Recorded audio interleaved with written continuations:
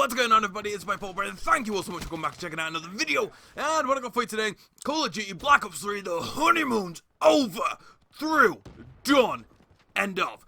But before I get into that, I will apologise for the lack of uploads last week. Anybody who watched my videos knows I had some trouble with my editing suite, but all that should be sorted, all gravy, and ready to crack on for what is going to be a very busy week of videos. So, honeymoon period is done. We made it through. And now that's finished, do I hate the game? No, absolutely not. And you're probably thinking that I'm contradicting myself at this point, but bear with me. I know I'm chatting a lot of shit right now, but it will all make sense in the end. When Call of Duty Advanced Warfare came out, I enjoyed it for about a week, so you can never really say there was a honeymoon period. It was just kind of like, it came out, you're like, great, it's shit. And just put it down and stop playing it. So that honeymoon, it didn't really happen, you know. We left the Southampton docks. We were just going on a lovely cruise, and a few days in, that fucker got taken over by Somalian pirates, and I was force-fed pigeon, and was made to wear a leotard and leopard skin thongs. And actually, you know what? It wasn't all too bad, but it just kind of ended abruptly. The pirates put an end to it very quickly. And this time it's been completely different. The honeymoon period of Black Ops 3, it hasn't ended abruptly. We've had a lovely time. We went to an exotic island. Everything was so relaxed and just so enjoyable. It was lovely and warm. Drinks were free. Porn on TV. I was happy as a pig in shit. We flew back the other day, and the flight was perfect. You know, we flew business class. It wasn't quite first class, but we sure as shit weren't sitting with the tracksuit family.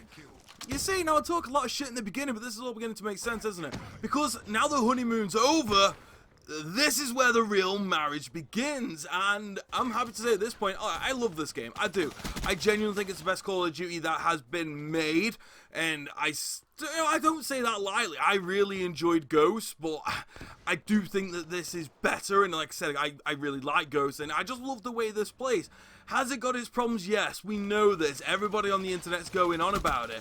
Lag, that will probably be fixed. Hell, I'm seeing improvements all the time, week after week since this game's come out. It's had some kind of patch.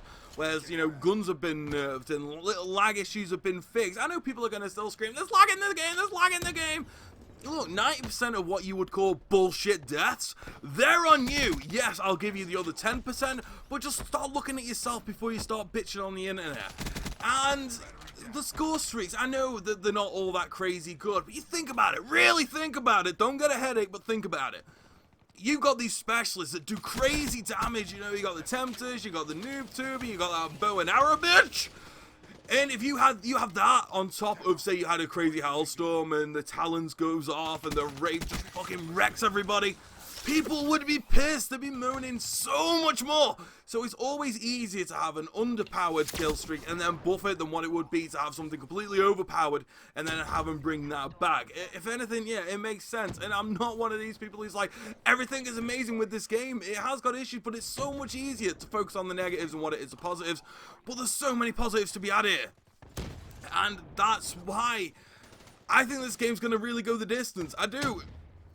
Because this Call of Duty's got so much more about it than any Call of Duty we've had in recent years, especially on the new gen systems.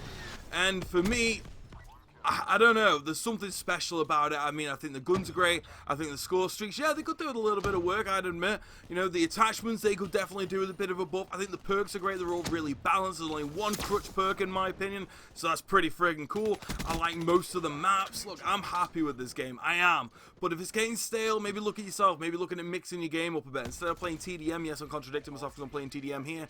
I don't know, play some Domination, play some Kill Confirm, play some of that Mercenary Mosh Pit, play some Core Hardcore.